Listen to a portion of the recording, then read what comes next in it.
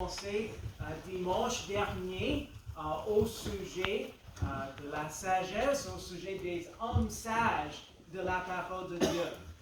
Donc, on va continuer dans ce texte, dans cette série et dans ce sens, dans Genèse chapitre 39 pour commencer. Et on va examiner certains exemples des hommes sages dans la parole de Dieu.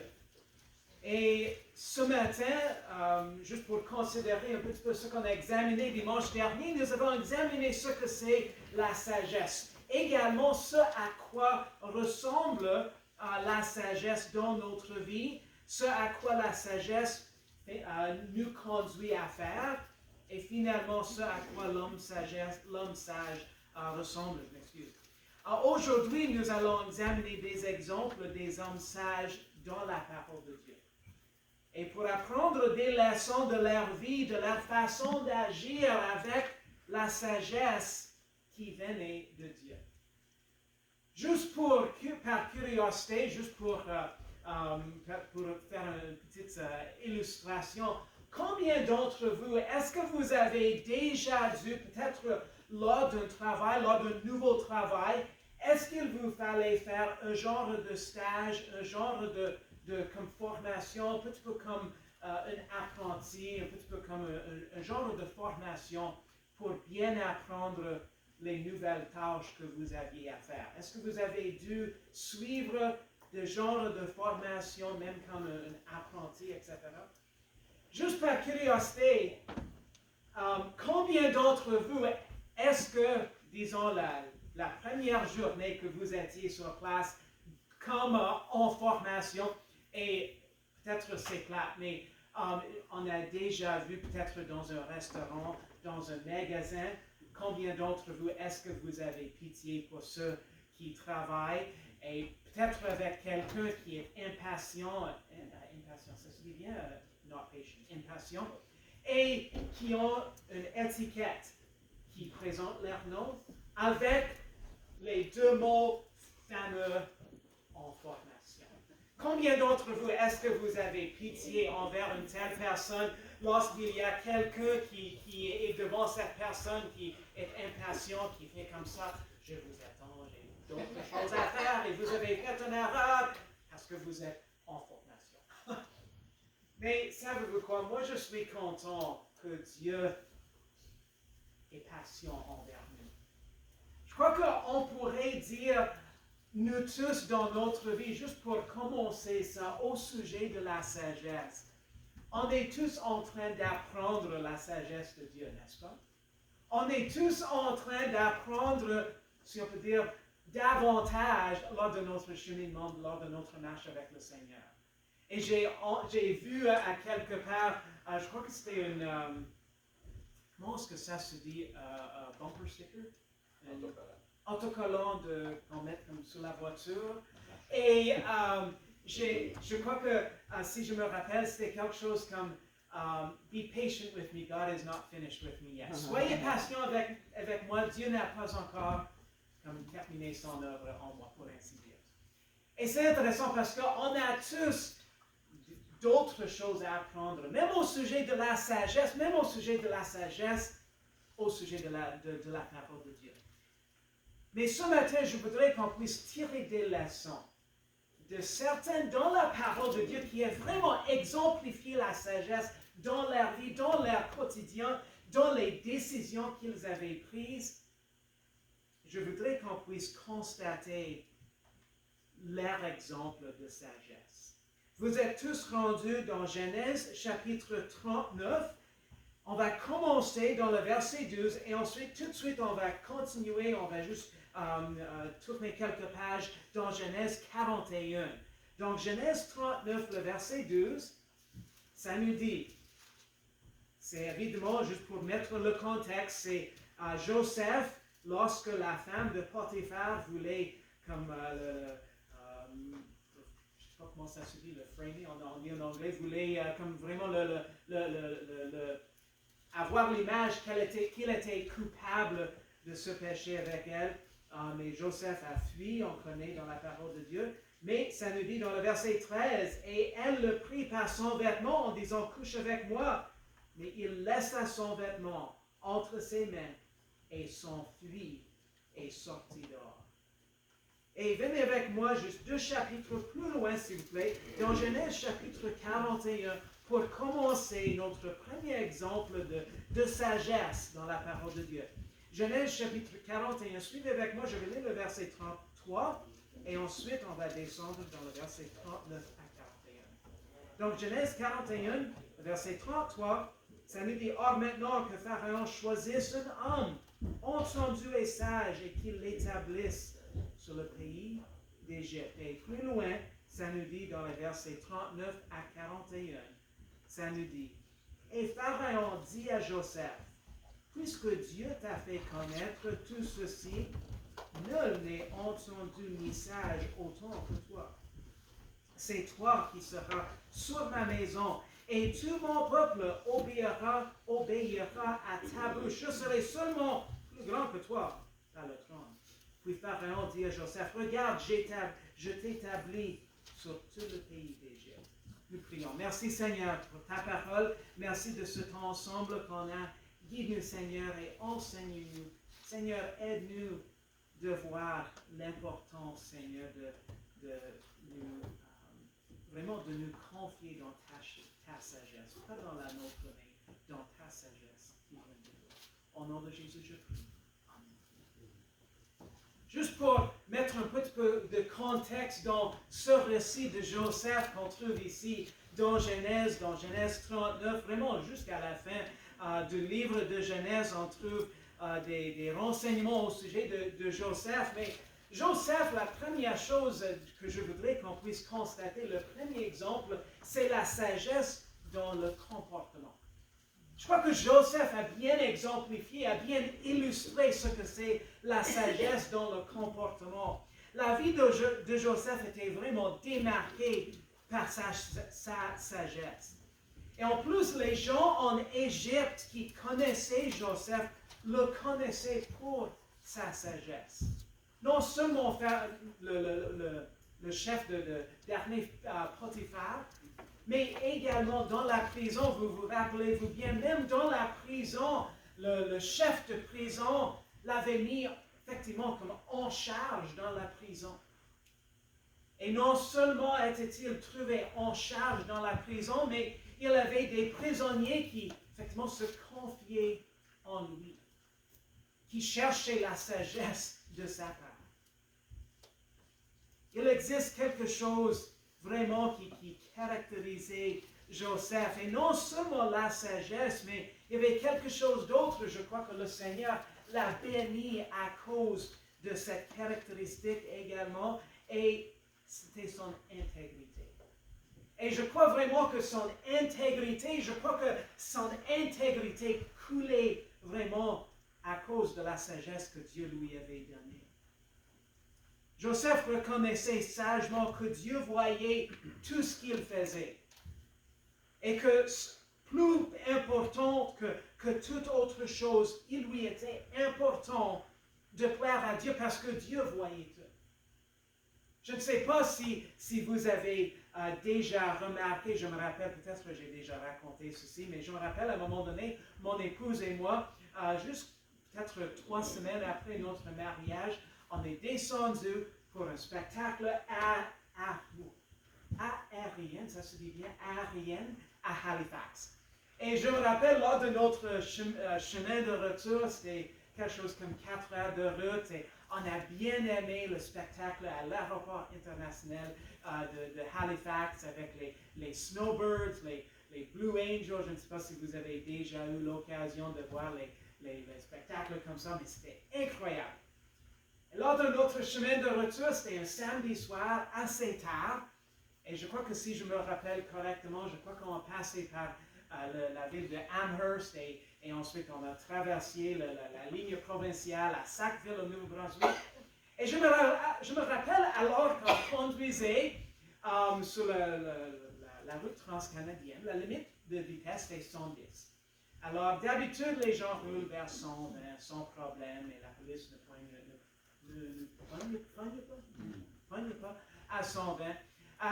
Mais c'est intéressant alors qu'on roulait à 110, 115, etc. Il y avait 2 ou 3 voitures qui étaient vraiment pressées. Et c'était en soirée, c'était autour de 10h, 10h15 le soir. On avait une autre bonne 2-3 heures de route à faire. Et je me rappelle, lorsque on passait par Sackville, je me rappelle, à un moment donné, il y avait une GRC qui me dépassait. Et moi, je roulais comme à 115, quelque chose comme ça, et je pensais, c'est intéressant, belle voiture GRC. Et il se cachait jusqu'avant moi, et ensuite devant une autre voiture, un pick-up, et il était comme caché jusque devant cette pick-up. Et c'était difficile de le voir lorsque les gens nous dépassaient.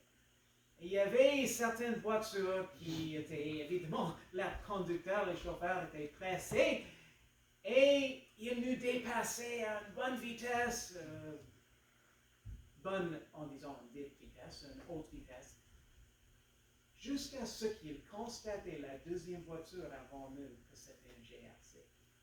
Et à ce moment-là, on voyait, et je me rappelle, c'était pour plusieurs kilomètres, et une fois qu'ils voyaient, GRC, tout à coup, les freins commençaient à s'arrêter. Et c'était intéressant à quel point ces gens, peut-être ils pensaient, personne ne me constaterait, personne ne me donnerait de trouble, jusqu'à ce qu'ils constatent que, il y a quelqu'un qui s'occupe de ma vitesse et il prend conscience de leur vitesse. C'est intéressant parce que je crois que souvent dans notre vie, lorsque on ne réfléchit pas sur le fait que Dieu nous voit tout, on est comme ces conducteurs qui n'ont aucun regard, je crois que c'est la bonne façon de dire, aucun regard, on respecte même pour les limites de vitesse qui sont postées, jusqu'à ce qu'ils constatent, Dieu me voit.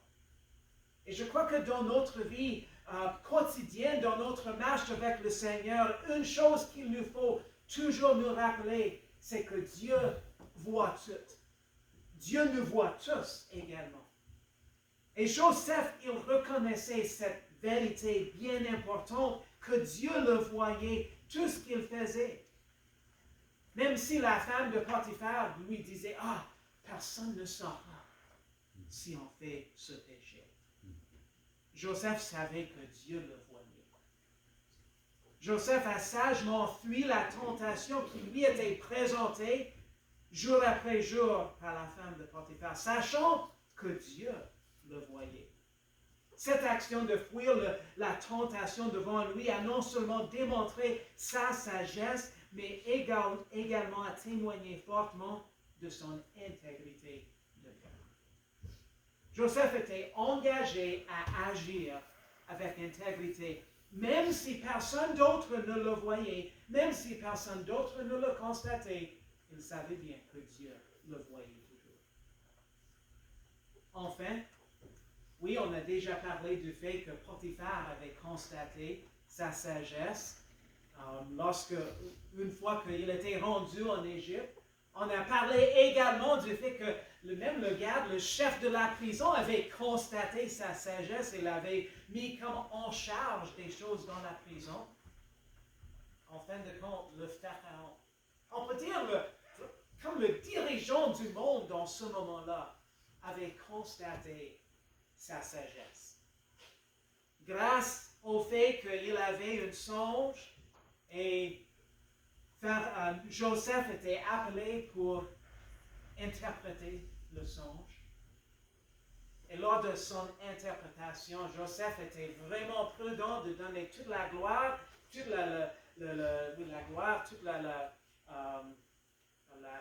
reconnue, je ne sais pas si ça se dit bien, la reconnue à Dieu. Parce que c'était Dieu qui l'avait permis d'interpréter, c'était Dieu qui lui avait donné l'interprétation au sujet des 7 années de bon, 7 années d'abondance, suivies de 7 années de famine. 7 années de sécheresse. Pharaon a constaté non seulement sa sagesse, mais également son cœur d'intégrité, dirigé par le Saint-Esprit de Dieu lui-même. Quel était le résultat? Mais vous connaissez bien le résultat.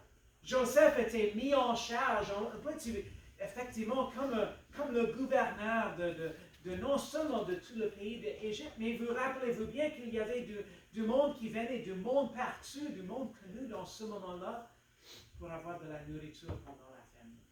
Et c'était à Joseph. Imaginez-vous Joseph avoir tant de pouvoir, avoir tant de responsabilités, parce que les gens lui venaient pour dire, on a faim, on a vécu la famine, on a besoin de nourriture. Honnêtement, les vies des milliers de personnes étaient dans les mains de Joseph, qui contrôlait, qui dirigeait. Comment pouvait-il faire ça? Mais il aurait pu dire, j'ai tant de pouvoir maintenant. Mais non. Avec sagesse, il a géré même sur le pouvoir que Dieu lui avait permis d'avoir. Pourquoi? Parce qu'il savait bien que Dieu le voyait. Question à vous poser ce matin. Est-ce que les gens constatent que vous êtes dirigé par la sagesse de Dieu? Par l'intégrité de cœur? Quel bel exemple de sagesse mise en pratique dans la vie de Joseph et un cœur d'intégrité qui témoignait fortement à des païens, à des païens tout autour de lui. Que Joseph, c'était un homme qui était sage, un homme qui était un homme d'intégrité, mais un homme qui reconnaissait que Dieu le voyait toujours. Et pour cette raison, Joseph était sage dans son comportement. Continuez avec moi. Venez avec moi dans Exode chapitre 36. Exode chapitre 36, on va examiner la vie de quelqu'un d'autre, juste un exemple dans la vie de quelqu'un d'autre. Exode chapitre 36 et les deux premiers versets. Ce sont des beaux noms vraiment, donc je vais essayer de les bien dire. Exode chapitre 36, les deux premiers versets. Betsaléel et Oholiab et tous les hommes habiles en qui l'Éternel avait mis intelligence et industrie pour savoir faire tout l'ouvrage pour le service du sanctuaire, firent tout ce que l'Éternel avait commandé. Moïse appela donc Betsaléel et Oholiab et tous les hommes habiles dans le cœur desquels l'Éternel avait mis de l'intelligence, tous ceux que leur cœur porta à s'approcher pour faire l'ouvrage. Pour mettre un contexte au sujet de ces deux hommes, Betsaléel et Oholiab, des bons noms, n'est-ce pas? Ils étaient sages, tous ces deux hommes, dans leur utilisation des talents que Dieu leur avait donnés. Ces hommes, et évidemment plusieurs d'autres à cette époque ici, ont utilisé sagement leurs talents que Dieu leur avait donnés dans la construction du tabernacle dans l'Ancien Testament. Évidemment, ces deux hommes étaient probablement ceux avec peut-être de l'expérience dans leur domaine, dans la construction du tabernacle, et ils étaient bien disposés à utiliser leurs talents et même d'aider d'autres à apprendre comment s'impliquer dans l'œuvre de Dieu dans la construction du tabernacle. Ces deux hommes avaient démontré un vrai cœur de serviteur dans leur implication dans le service de l'Éternel, pour servir Dieu avec leurs talents. Leur cœur était bien disposé pour servir Dieu, mais également lorsque Dieu leur avait mis à cœur de s'impliquer dans son œuvre, ils ont obéi et ils se sont impliqués là-dedans, dans le service de Dieu. Leur cœur était bien disposé de servir Dieu, Et ils étaient mis en action par leur amour pour Dieu et pour son œuvre. S'ils n'avaient pas d'amour pour l'œuvre de Dieu, ils n'auraient rien fait pour le Seigneur. Rien fait pour avancer l'œuvre de Dieu. Ils n'auraient pas utilisé sagement les talents que Dieu leur avait donnés.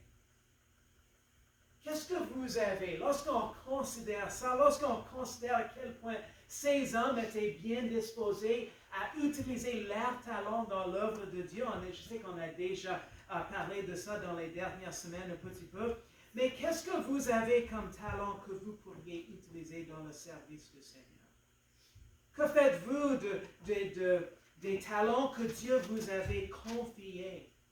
Est-ce que vous les utilisez sagement ou non? Moi, je vous encourage de demander à Dieu de vous donner un plus grand amour, premièrement pour Dieu et deuxièmement pour son œuvre. Mais troisièmement, et aussi d'avoir un cœur bien disposé pour utiliser vos talents volontairement dans l'œuvre de Dieu, pour servir Dieu dans son œuvre. Vraiment, il vaut la peine. Et vous trouverez une si immense joie que le Seigneur vous donne de pouvoir vous impliquer dans l'œuvre de Dieu. Investissez sagement votre temps, vos talents dans l'œuvre de Dieu, car les récompenses sont au-delà de notre compréhension et sont éternelles. Venez avec moi à quelqu'un d'autre. Venez avec moi maintenant dans 1 Samuel 18. On va stationner ici dans 1 Samuel 18 pendant quelques minutes. Donc 1 Samuel chapitre 18, s'il vous plaît. On va considérer la vie de David pendant un instant. Donc, on a déjà examiné Joseph qui était sage dans son comportement. On a également examiné la vie de l'implication dans l'œuvre de Dieu de Beth-Saléel et Oholiab, qui étaient sages dans leur utilisation des talents que Dieu leur avait donnés. Mais maintenant, on va considérer David, qui était sage dans sa poursuite de Dieu. 1 Samuel 18, suivez avec moi dans le verset 5, et ensuite on va continuer dans le verset 14. Donc, 1 Samuel 18, le verset 5. Et David allait en campagne. Il réussissait partout où Saül l'envoyait. Et Saül l'établit sur les gens de guerre. Il fut agréable à tout le peuple et même aux serviteurs de Saül. Continuez avec moi plus loin dans le verset 14 jusqu'au verset 16 dans 1 Samuel 18. Et David réussissait en tout ce qu'il entreprenait et l'Éternel était avec lui. Or, Saül, voyant que David était fort heureux, le craignit. Mais tout Israël et Juda aimaient David parce qu'il sortait et rentrait à leur terre. Ensuite, descendez un petit peu plus loin dans le verset 28, jusqu'à la fin du chapitre, le verset 28 à 30. Alors Saül vit et comprit que l'Éternel était avec David, et Michal, fille de Saül, l'aimait. Mais Saül continua de craindre David encore plus et fut toujours ennemi de David. Les capitaines des Philistins se mirent en campagne et chaque fois qu'ils sortaient, David avait plus de succès que tous les serviteurs de Saül et son nom fut en fort grande estime. Intéressant de considérer la vie de David parce que David est caractérisé en étant connu comme un homme selon le cœur de Dieu, selon le Nouveau Testament. Moi, je trouve intéressant lorsqu'on considère David, même dans 1 Samuel 13, 14, quelques chapitres plus loin, Samuel a dit au roi Saül, ton règne ne sera point stable. L'Éternel s'est cherché un homme selon son cœur. Et l'Éternel l'a destiné à être le conducteur de son peuple parce que tu n'as point gardé ce que l'Éternel avait commandé. Le roi Saül, lui, il a constaté que Dieu était avec David. Pour cette raison, le roi Saül, il craignait David. La raison pour laquelle David était connu comme un homme selon le cœur de Dieu, c'est parce qu'il poursuivait Dieu fidèlement. Pour pouvoir le connaître de mieux en mieux, pour connaître son cœur. Psaume 63, le verset 2, David priait Dieu en disant, « Ô Dieu, tu es mon Dieu, je te cherche au point de jour. Mon âme a soif de toi, ma chair te souhaite. Dans cette terre aride et desséchée. Pour voir ta force et ta gloire comme je t'ai contemplé dans le sanctuaire. » On a déjà examiné quelqu'un qui était sage dans son comportement. On a déjà examiné deux hommes qui étaient sages dans la façon dont ils ont utilisé leur talent pour l'œuvre de Dieu et pour servir Dieu. Mais David était sage dans sa poursuite de Dieu. David a sagement poursuivi connaître Dieu de mieux en mieux. David a sagement essayé de s'approcher de plus en plus de Dieu. Les gens autour de David constataient que Dieu était avec David et pour cette raison, ils le craignaient. Combien d'entre vous, est-ce que vous avez déjà, je ne sais pas, peut-être pris une certaine forme de transportation, disons un train, disons un bateau, etc. Et combien d'entre vous, est-ce que vous avez demandé si vous pouvez aller voir je ne sais pas comment est-ce que ça se dit, comme la cabine du chauffeur, comme disons le capitaine du train pour voir là où le capitaine du train conduisait, ou même le capitaine du navire. Combien d'entre vous, est-ce que vous avez déjà pu monter dans une telle place pour voir? Moi, je trouve ça toujours impressionnant et intéressant de constater. Et c'est intéressant, à un moment donné, je me rappelle, en famille, on était à bord de traversier. En fait, je crois que c'était en Ontario, comment est-ce que ça s'appelle? Le Chi-Chi-Mon, en fait, entre Tobermory et, je ne me rappelle pas l'autre place, en tout cas, Manitoulin Island. Et je me rappelle, en famille, on descendait vers Tobermory et j'ai dit à mon époux, j'ai dit, ce serait intéressant de pouvoir monter dans la cabine du capitaine, dans la place où le capitaine conduit le navire, effectivement. J'ai dit, ce serait intéressant. Et mon épouse disait, mais peut-être il n'aimerait pas ça, peut-être il y a des règlements à ce sujet. Et j'ai dit à mon épouse, mais savez-vous quoi? Ça se peut, mais on pourrait manquer cette occasion simplement parce qu'on n'a pas demandé. Donc on a demandé et le monsieur disait, oui, un instant, je vais appeler le capitaine en haut. Donc le capitaine dit, oui, viens avec moi. Alors il nous a montés tous en haut avec les enfants pour voir le capitaine, pour rencontrer le capitaine et pour voir tous les systèmes qu'ils ont. C'était vraiment impressionnant. Mais savez-vous quoi? Souvent dans notre vie, lorsqu'on considère notre relation avec Dieu, je crois que parfois on a cette idée que peut-être ça prend quelqu'un de spécial qui pourrait avoir une telle relation avec Dieu plus intime et on dit, ce serait formidable d'avoir une telle relation avec Dieu. Est-ce que vous avez déjà connu des gens qui vous disent, wow, ils ont comme une marche vraiment intime avec le Seigneur. Mais savez-vous quoi?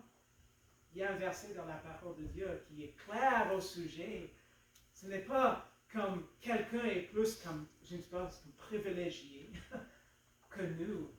C'est on manque l'occasion ou on ne prend pas les occasions qui nous présentent. La Bible nous dit, approchez-vous de Dieu et il s'approchera de vous. Est-ce que vous cherchez à mieux connaître Dieu? Est-ce que vous cherchez à vous approcher de Dieu de plus en plus dans votre poursuite de lui? C'est la chose vraiment sage à faire. Est-ce que les gens constatent que Dieu est avec vous, que vous appartenez au Seigneur? Que le Seigneur nous aide à le chercher, à le poursuivre, à chercher à le connaître de mieux en mieux.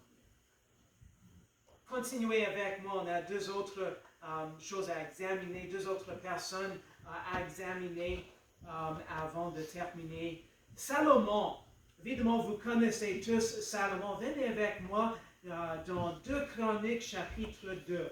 Moi j'ai un verset, je vais lire dans 1 Roi et ensuite je vais venir avec vous dans 2 Chroniques. Donc 2 Chroniques chapitre 2, moi juste alors que vous trouvez ce verset, écoutez, alors que je lis 1 Roi chapitre 3 et le verset 12 qui nous dit, « Voici je fais selon ta parole, je te donne un cœur sage et intelligent, de sorte qu'avant toi, nul n'aura été pareil à toi, et qu'il n'y en aura point après toi qui te soit semblable. » Et 2 Chroniques chapitre 2 et les versets 11 et 12. Alors 2 Chroniques chapitre 2, les versets 11 et 12, ça nous dit, « Huram, roi de Tyr, répondit dans un écrit qu'il envoya à Salomon, « C'est parce que l'Éternel aime son peuple qu'il t'a établi roi sur eux. » Et Huram dit, « Béni soit l'Éternel, le Dieu d'Israël, qui a fait les cieux et la terre, de ce qu'il a donné au roi David, un fils sage, prudent et intelligent, qui va bâtir une maison à l'Éternel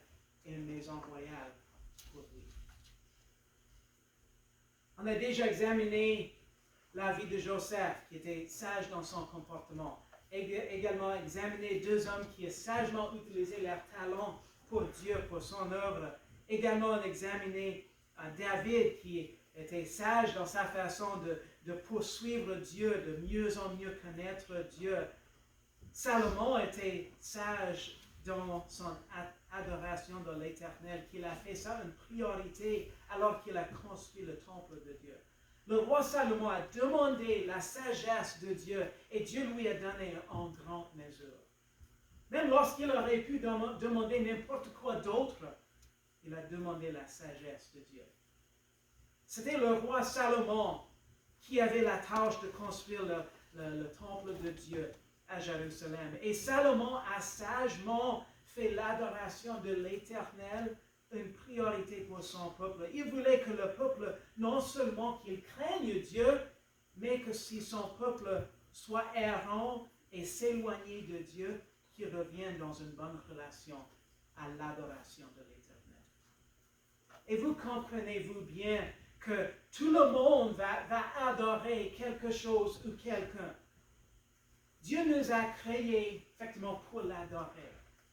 Mais même ceux qui refusent de l'adorer, d'adorer Dieu, vont adorer autre chose ou quelqu'un d'autre. Salomon a sagement fait l'adoration de l'Éternel une priorité.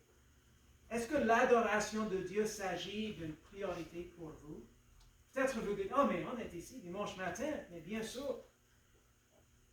Ou est-ce que c'est plutôt seulement s'il existe peut-être rien d'autre qui vous occupe? Moi, je vous encourage de sagement faire l'adoration de Dieu une priorité dans votre vie. Ne permettez à rien de vous empêcher d'être fidèle dans votre propre culte avec le Seigneur et dans votre propre fidélité à vous joindre à votre église locale. Quelqu'un d'autre qui était sage, c'est Daniel. Et on a déjà examiné la vie de Daniel, donc on va seulement lire quelques versets. Venez avec moi dans Daniel. Venez avec moi dans Daniel pour commencer dans le verset 8 du chapitre 1. Chapitre 1, le verset 8 de Daniel, ça nous dit, Daniel 1, 8, Daniel résolut dans son cœur de ne pas se souiller par les maîtres du roi ni par le vin qu'il buvait. Il pria le chef des eunuques de ne pas l'obliger à se souiller. Mais continuez plus loin dans le chapitre 5 de Daniel. Daniel chapitre 5. Daniel 5, les versets 22 et 23. Daniel 5, 22 et 23. Et toi aussi, Belshazzar, son fils, tu n'as point humilié ton cœur, quoique tu susses toutes ces choses. Mais tu t'es élevé contre le Seigneur des cieux, et on a apporté les vases de sa maison devant toi, et vous y avez bu du vin, toi et tes grands, tes femmes, tes concubines. Tu as loué les dieux d'argent, d'or et d'airain, de fer, de bois et de pierre, qui ne voient ni n'entendent, ni ne connaissent. Tu n'as pas glorifié le Dieu qui a dans sa main ton souffle et toutes tes voix. Et ensuite, dans le chapitre 6, deux autres versets, juste sur l'autre page en face, le chapitre 6 et le verset 10, et ensuite le verset 22.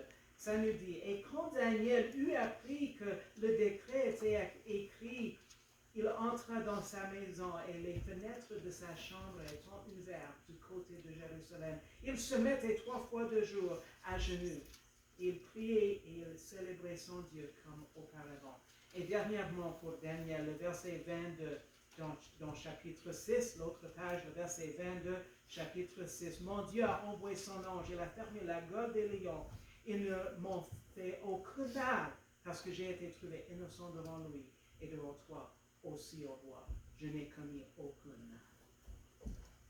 Daniel, lorsqu'on considère la vie de Daniel, Daniel était sage et il a sagement, il ne s'est pas souillé dans le monde ni par ces choses dans le monde. Il était sagement, il était fidèle dans la vérité. Daniel a sagement décidé de ne pas se souiller ni par la nourriture ni par la boisson du roi en Babylone. Il était engagé vraiment à honorer Dieu, même lorsqu'il se trouvait en captivité.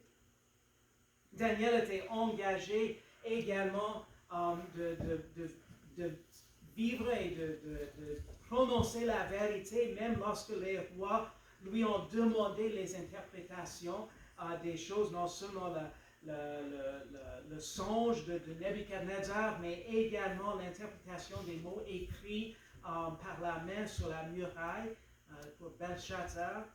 Moi, j'imagine que ça aurait été effrayant de devoir interpréter ces choses pour ces rois qui auraient pu ôter sa vie. Il a interprété avec, de façon véridique. Je crois que ça se dit de façon véridique. Est-ce que ça se dit bien? Il a interprété les songes avec vérité.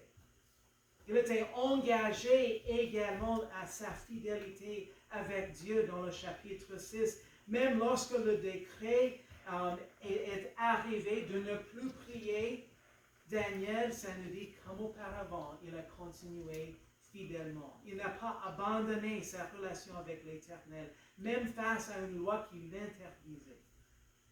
Daniel a prié comme auparavant. Daniel a reconnu que Dieu l'avait trouvé innocent et qu'il n'avait rien fait du mal contre le roi ni contre Dieu. Question à vous poser, est-ce que vous faites preuve de la sagesse de ne pas vous souiller dans le monde, ni par ces vaines choses? Est-ce que vous êtes sage dans votre fidélité au Seigneur, même à prononcer la vérité? Que nos vies soient caractérisées par la sagesse de ne pas se souiller du monde, d'être fidèle à la vérité et de maintenir notre relation avec Dieu en priorité. Dernière chose, je voudrais juste amener à votre attention ce matin pour terminer.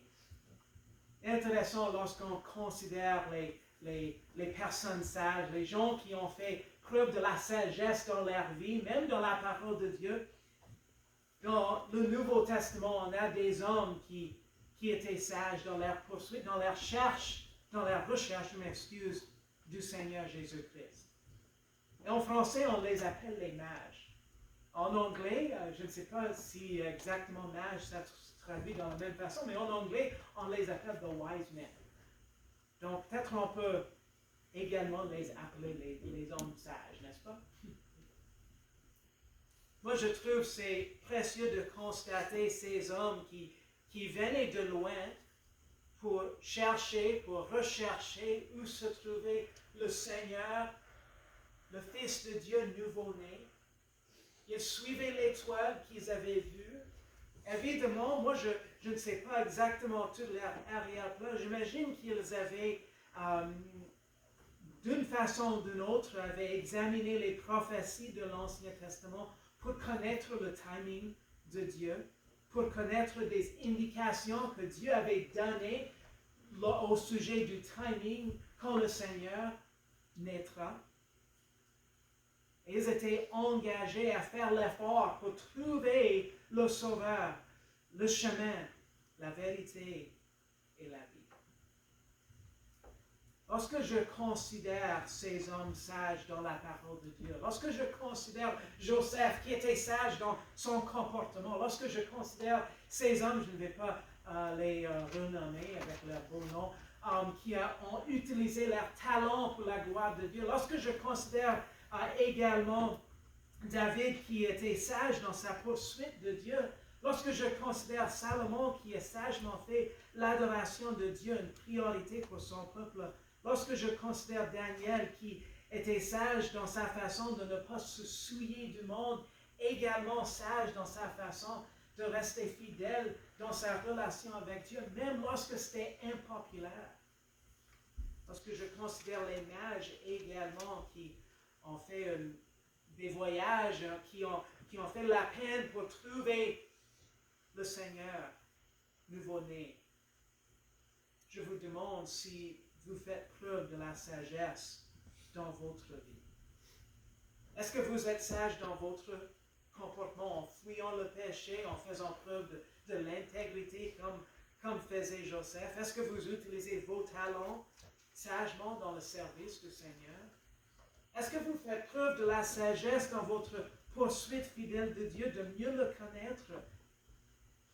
Est-ce que les autres constatent, comme Saül a constaté avec David, que Dieu était avec David? Est-ce que vous mettez une priorité dans votre vie sur l'adoration de Dieu? Est-ce que vous faites preuve également de la sagesse de ne pas vous souiller du monde, mais de rester fidèle à la vérité dans votre marche avec Dieu, même si c'est moins que populaire? Est-ce que vous cherchez continuellement le Seigneur et sa sagesse? Que ça puisse être vrai dans notre vie au sujet de la façon dont on fait preuve dans notre vie de la sagesse qui vient du Seigneur. Merci Seigneur de ta parole. Merci de ces exemples des hommes qui ont fait preuve de la sagesse dans leur vie quotidienne, dans leur comportement, dans leur adoration, dans leur utilisation de leurs talents pour toi, Seigneur, dans leur poursuite de la vérité, même à prononcer la vérité, même devant les hommes qui étaient impuissants. Et Seigneur, qui a fait preuve également de sagement continuer à t'adorer, à prier, Seigneur, même si c'était impopulaire à l'époque. Alors, Seigneur, je te demande que tu puisses nous donner ta sagesse et qu'on soit fidèle également, Seigneur, à la réclamer et à la mettre en pratique. Et Seigneur, on te remercie de ta parole qui nous guide, qui nous enseigne, qui nous instruit dans la justice et dans ta sagesse. On fait toutes ces choses au nom de Jésus. On va terminer avec un cantique.